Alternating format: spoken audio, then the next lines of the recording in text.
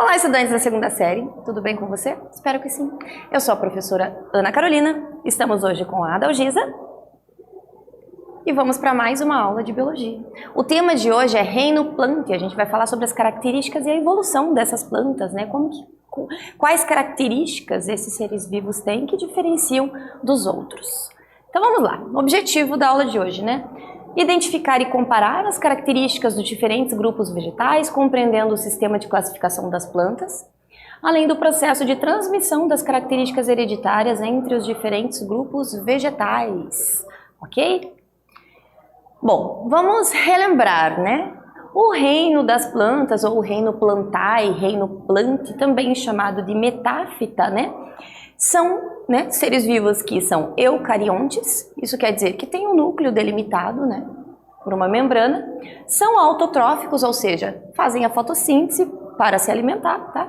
E são pluricelulares, formados por várias células, tá? E é um extenso grupo de 4 divisões especificamente, né? Então vamos lá, vamos iniciar então com uma reportagem. Resta 0,8% de floresta com araucárias e 0,1% de campos naturais no Paraná.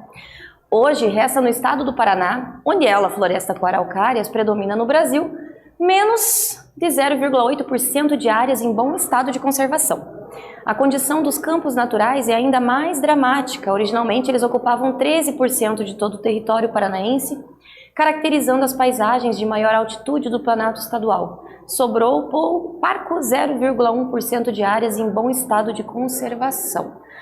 Bom, se você quiser ter acesso a essa notícia por completo, pode aproximar a câmera ao código QR Code que tem ali, daí você consegue vê-la no total. Mas assim, 0,8, 0,1 é tão pouco, né? Como assim? Bom, o nosso estado do Paraná, originalmente, ele era quase 100% floresta, né? Era muito pouco de campos gerais ali, de cerrado, né? A maior parte era mata com araucárias e mata atlântica.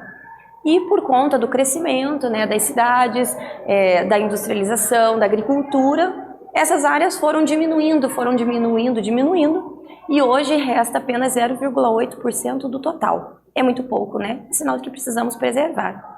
Agora, por que nós temos que preservar? Aí é que a gente tem que entender, né? Como são esses seres vivos, qual é a importância deles, para que a gente realmente comece a preservá-los, ok? Bom, com base no que você já estudou, né, sobre as plantas, qual seria a importância e o papel delas na natureza? Se você pensou na fotossíntese, sim, a fotossíntese é um motivo muito grande pelo qual a gente precisa preservá-las, né? Afinal, não é só o fato delas produzirem o oxigênio, né? Elas retiram também o gás carbônico que está no ar, né? Gás carbônico que é responsável, por exemplo, pelo efeito estufa, tá? E por esse aumento do efeito estufa também, então é um dos gases que são muito preocupantes, né? Nesse aumento do efeito estufa.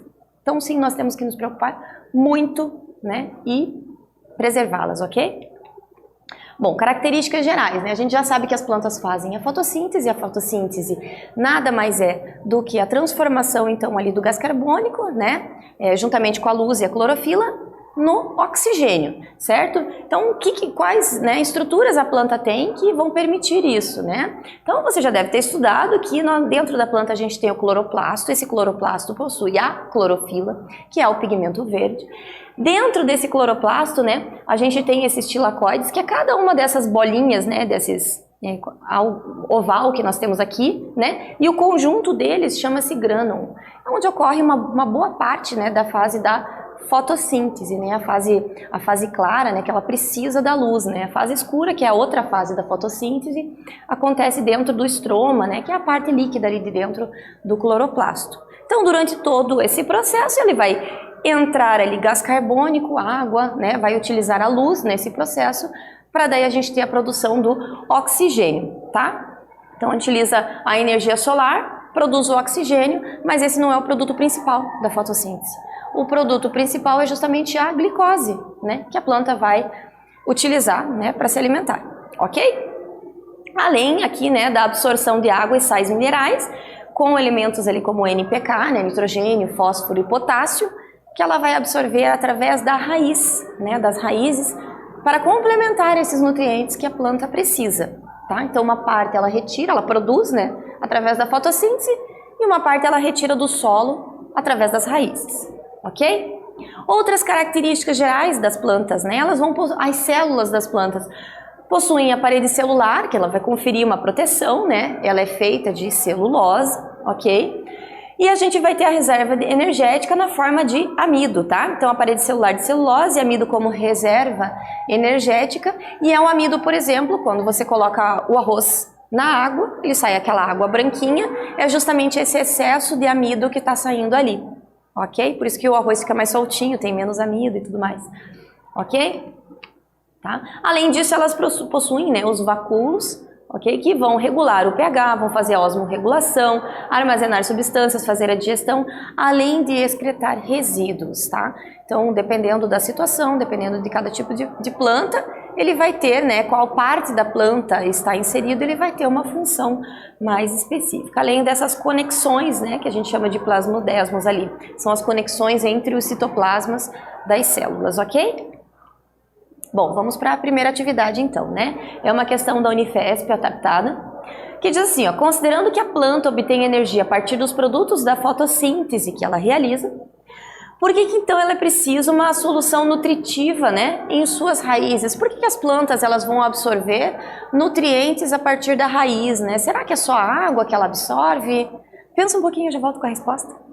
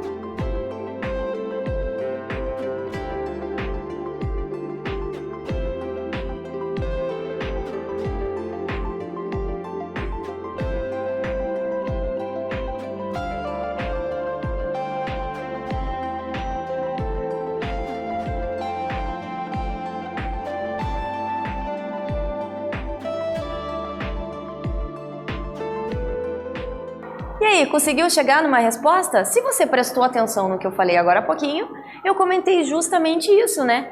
Ela vai fazer a fotossíntese justamente para ter, né, obter a glicose que vai nutri-la, só que ela não consegue todos os nutrientes através da fotossíntese.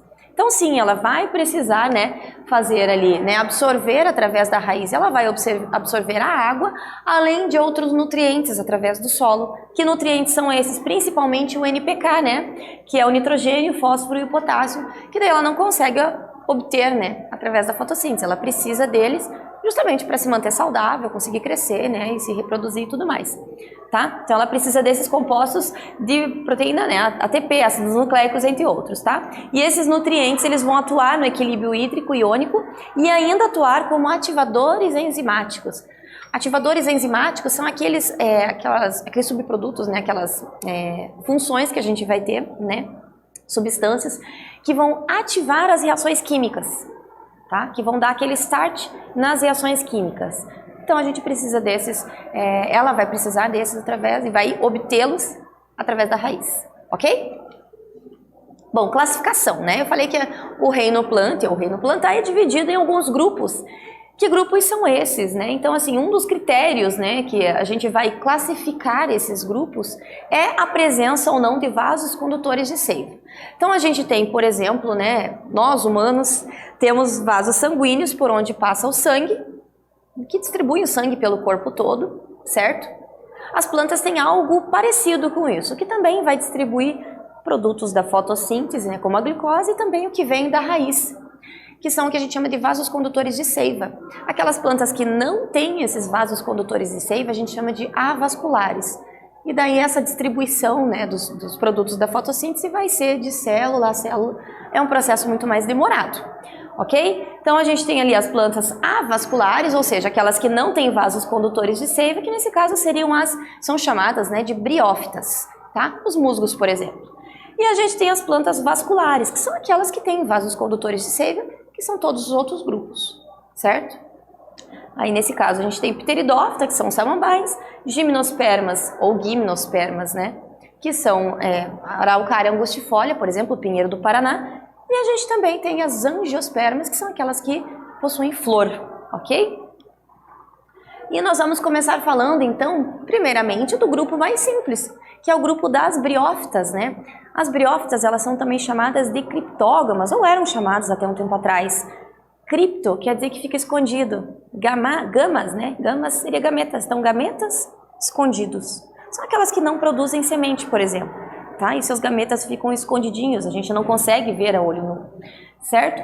As briófitas, elas são as primeiras, né? Foram as primeiras a invadir o ambiente terrestre. Então, acredita-se, né, que nós tínhamos lá as algas, que estavam no ambiente aquático, ambiente úmido, e daí as primeiras a dominarem, né, o ambiente terrestre foram as briófitas, certo? E elas são dependentes da água para a reprodução, elas não conseguem se reproduzir sem auxílio da água, ok? São avasculares também. E é o primeiro grupo de vegetais a apresentar tecidos, tá? Então aqui a gente tem as plantinhas, essa parte de cima, né? Seria o esporófito, na época, quando ela está liberando os esporos, né, durante a reprodução, e ela é tão pequenininha que a gente não considera que ela tem raiz, caule e folha. Na verdade, ela vai ter um rizóide, um cauloide e um filóide, tá? Bom, então é o grupo de plantas mais simples, elas são pequenas, justamente por serem avasculares, não conseguem crescer muito, as substâncias têm que passar de célula para célula, é muito demorado, então não dá para ela crescer muito, certo?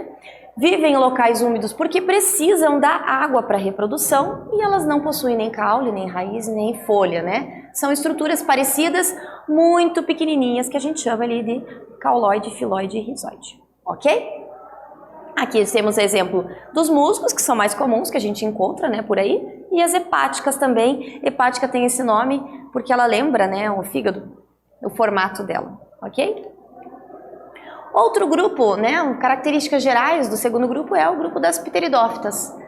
Pteridófitas são aquelas que possuem vasos condutores de seiva, elas já não são mais avasculares, tá? Então elas conseguem crescer, mas elas ainda não produzem, né, sementes, tá? Então a novidade evolutiva é justamente a presença desses vasos condutores de seiva, certo? Aqui ela já vai ter a folha, né? Ela vai ter os folíolos, que são esses pedacinhos pequenininhos, e as raízes, tá? O rizoma seria o caule, né? Então ela vai crescendo assim lateralmente, ok? Então são grupos, né, de plantas que são vasculares, então todos os outros grupos a partir das pteridófitas possuem vasos condutores de seiva, ok? Elas ainda dependem da água para reprodução, então você vai encontrar samambaia, por exemplo, em lugar úmido, você não consegue ter samambaia em lugares muito secos, a não ser que você molhe com bastante frequência, mas na natureza não encontra. E possuem caule, folhas e raízes, tá? Exemplo, a gente tem aqui a avenca, cavalinha, samambaia, tá? Próximo grupo, né? A gente iniciou dos mais simples para os mais complexos. Esse seria o terceiro grupo, que seria um pouco mais complexo do que os outros, tá? E a novidade evolutiva é justamente a presença da semente. Briófita e pteridófita não apresentava semente. Gimnospermas sim. E olha que interessante, o próprio nome tem a ver com a presença de semente. Esperma seria, né, o gameta ali que está presente na semente, e gimno significa nu, então é semente nua. Isso quer dizer que esta semente não está protegida por um fruto, por exemplo. Então são plantas que produzem sementes, são vasculares, porém não produzem frutos. Ah, mas e o pinhão? O pinhão, por exemplo, do pinheiro do Paraná nada mais é do que uma semente. E a pinha é um apanhado geral de várias sementes ali, não é um fruto. Ok? Tá? Então são plantas um pouco mais complexas, são vasculares, como eu já falei, né? Tem essa proteção do embrião, né? Que é, né, tem a nutrição, tem a casca, tem os nutrientes ali para o embrião. São sementes nuas porque não são formadas por frutos, tá? E elas já não dependem mais da água para a reprodução. Tanto é que elas se reproduzem através do vento, elas nem precisam de outros animais. Tá? Elas se reproduzem através do vento. Exemplos, pinheiro do Paraná, né? Que o próprio nome já diz. E a gente tem também as sequoias, que são aquelas árvores gigantescas do hemisfério norte. Ok? Próximo grupo, as angiospermas. E esse é o grupo mais adaptado a vários ambientes. Tá?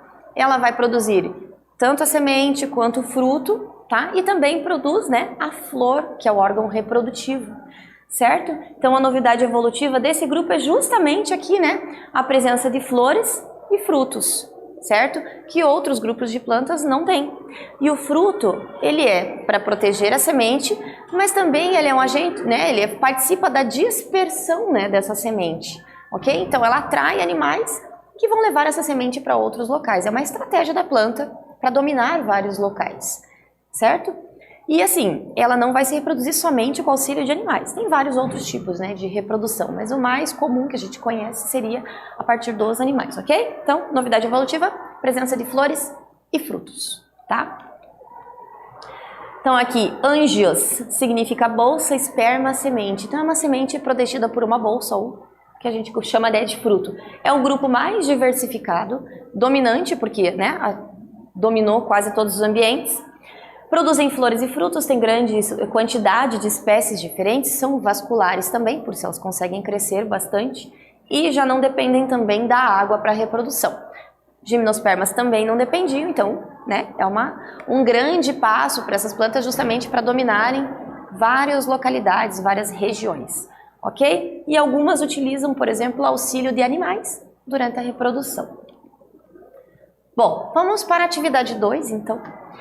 No mercado ou na quitanda, você já deve ter percebido diversos tipos de frutos. Pesquise a importância dos frutos para a natureza e também para os seres humanos, né? Em qual grupo de seres vivos que surgiu essa característica, né? Então, qual foi o grupo de plantas que nós estudamos até aqui? Nós vimos os 4 tipos, né? Qual deles que produz esse fruto de verdade, né? Qual é a importância desse fruto, tá?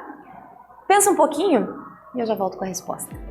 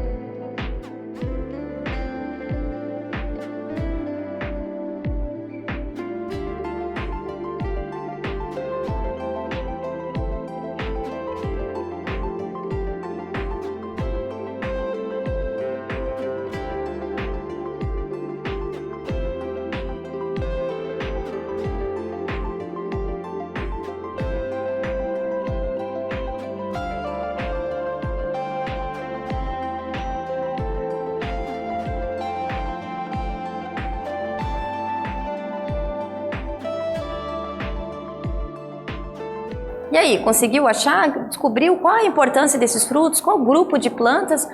Bom, se você prestou atenção nesses últimos grupos que nós estávamos falando, né? O grupo de plantas que produz fruto é o grupo das angiospermas, né? Então, ó, os frutos, eles são importantes, pois servem de proteção ao embrião, contribuem para a alimentação de outros seres vivos, favorecem também a dispersão das sementes, consequentemente o maior alcance, né, dessa planta em várias regiões diferentes, tá?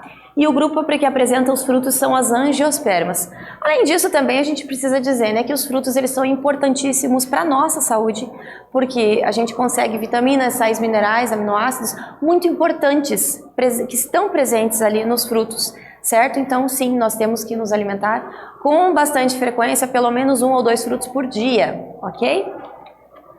Então, nessa aula nós identificamos, comparamos as características de diferentes grupos vegetais, compreendendo o sistema de classificação das plantas de acordo com a formação dos tecidos verdadeiros, a presença de vasos condutores, surgimento de semente e, claro, por último também, a presença de flores e frutos.